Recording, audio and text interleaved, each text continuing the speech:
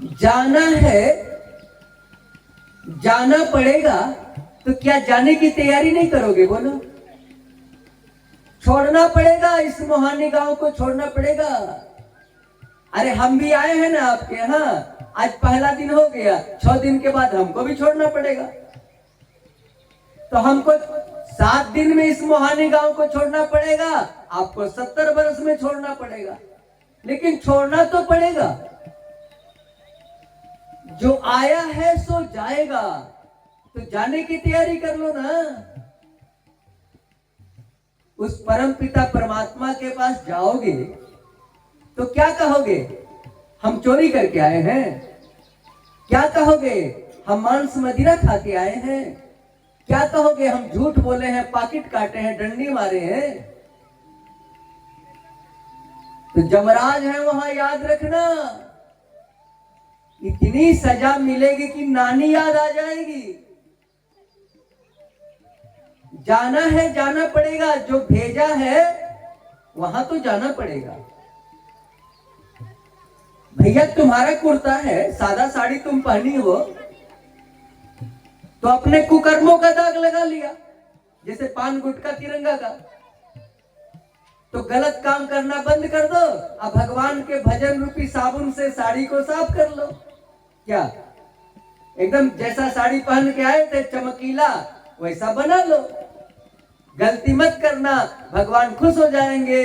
वाह मेरा बेटा, देखो तो जैसा कुर्ता साफ पहना के भेजा था, साफ आ गया।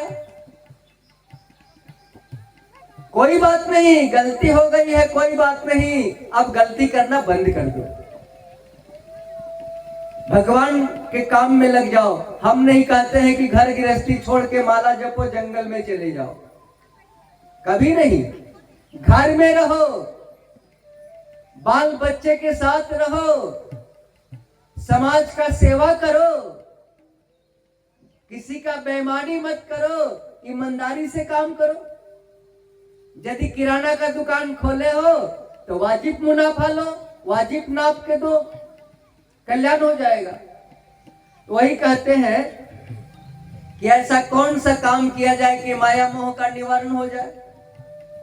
इसके बाद चौथा प्रश्न किया, घोर कलयुग आ गया है सरकार, सब लोगों की राक्षसी वृत्ति हो गई है।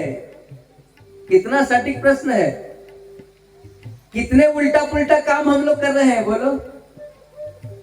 जो नहीं करना चाहिए था, सारे रिश्ते हमारे बदनाम हो गए। राम राम, मैंने बेटी और बाप का रिश्ता भी बदनाम हो गया। कौन सा रिश्ता बचा है? भाई बहन सबका रिश्ता, सबका। लगता है कि जानवर, हम लोग जानवर से भी बदतर हो गए। वही कह रहे हैं कि सबकी आसुरी वृत्ति हो गई है, सारे लोग कलेश से आक्रांत हैं, ऐसे प्राणियों का कल्याण कैसे हो? इसका उत्तर हम आपको भागवत में देंगे। भागवत आज के विषय पर बात करता है। देखो, हमसे अच्छा तो जानवर है। आप कहो कैसे? तो 100 गाय के बीच में एक यदि धाकड़ रहेगा, तो जब तक गाय की इच्छा नहीं होगी वो उसके पास नहीं जाएगा। और हम लोग क्या जानवर से भी गिर गए हम लोग? अरे गाय भूखे मर जाएगी लेकिन मांस नहीं खाएगी, शेर भूखे मर जाएगा लेकिन घास नहीं खाएगा। और हम लोग विचार कीजिए, क्या हम जानवर से भी नीचे गिर गए? राम राम, छी छी। भगवान ने हमको अपना रूप दिया, ईश्वर अंश जीव अविनाशी, चेतन अमल सहज सुख राशि, और हम इतने नीचे गिर गए। अरे जानवरों ने सिस्टम नहीं तोड़ा और हमने सारा सिस्टम तोड़ दिया।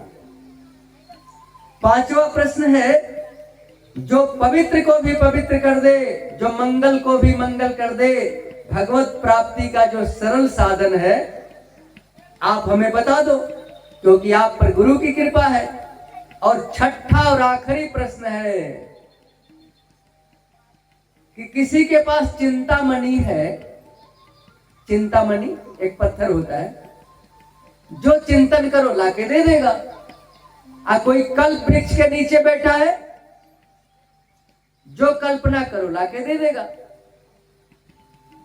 लेकिन चिंतामणि और कल्प वृक्ष में ताकत नहीं है कि भगवान को प्रकट कर दे।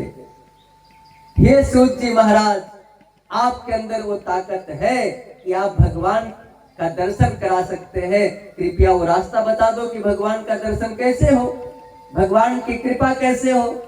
तब सूत जी कहते हैं, ऋषियों सावधान होकर सुनो, इन सारे प्रश्नों का उत्तर हम देने जा रहे हैं। और हम भी अपने परिवार के लोगों से कहेंगे, आप लोग भी बिल्कुल सावधान होकर कथा का रसपान करना। कहते हैं कि संसार में सबसे बड़ा डर किस चीज का है, आपको पता है दीवाना जी? संसार में सबसे बड़ा डर किस चीज का है? सूत जी ऋषियों से पूछ रहे हैं। तो संसार में सबसे बड़ा डर मरने का है। सबसे बड़ा डर, कोई मरना नहीं चाहता। और इसका नाम है मृत्यु भुवन। संसार संसरती इति संसार, जो आपके नहीं चाहने के बाद भी सरक जाए। हम लोग चाहे थे कि हम लोग बुढ़ा हो जाए, कोई चाहा था? लेकिन बुढ़ा हो गए कि नहीं हो गए बोलो? कोई चाह रहा है कि मरेंगे, लेकिन मरना तो पड़ेगा। कोई नहीं चाहता कि जवानी हमारे हाथ से निकल जाए, लेकिन ये तो संसार है, सरक रहा है, सरक जाएगा और जाना पड़ेगा यहां से भैया। तो कहते हैं